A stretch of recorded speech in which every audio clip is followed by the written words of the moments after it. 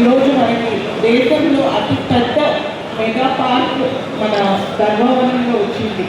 ఇది ఎలా వచ్చింది అంటే ఈ ఎదుర్కొన్న ఇద్దరు మనకి చాలా పెద్ద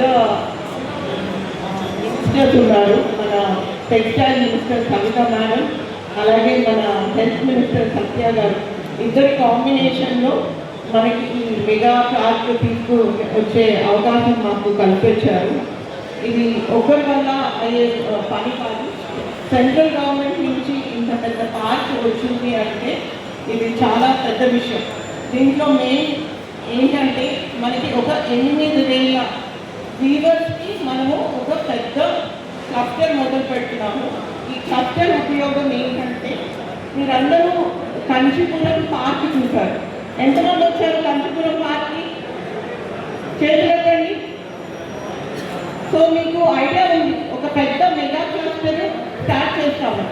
దాంట్లో మనం ఏమి చూపిస్తామంటే ధర్మవరం ప్రత్యేకత ఎంత మనందరికీ తెలుసు. ఫైవర్స్ లేరు. మన ధర్మవరం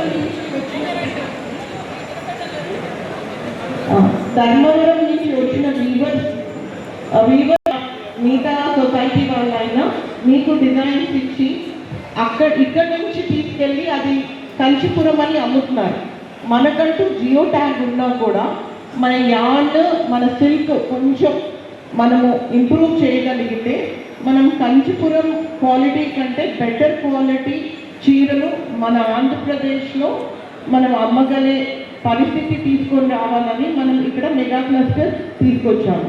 ఫస్ట్ ఒక 8,000 మంది ఇమ్మీడియట్గా ఫ్యామిలీస్ బెనిఫిట్ అవుతారు.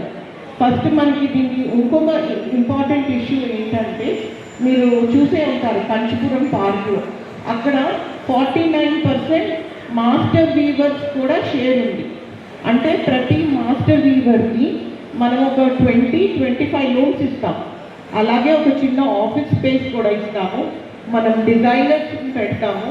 మన యార్న్, మన సిల్క్ ఏదైతే ఉందో అది మనం సుపీరియర్ క్వాలిటీ వాడతాము.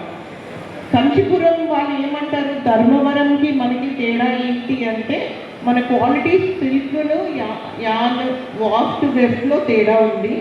మన డిజైన్ కంచి మోడల్ లాగా ఉంటుంది. కానీ ధర్మవరంలో ప్రత్యేకత ఏంటంటే మనం లేపాక్షి మోటివ్స్ మనం ఎక్కువ వాడాలి.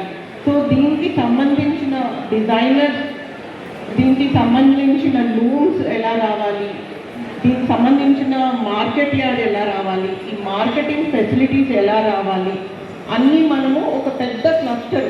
ఇప్పుడు కియా ఫ్యాక్టరీ చూసినప్పుడు ఎలా పెద్ద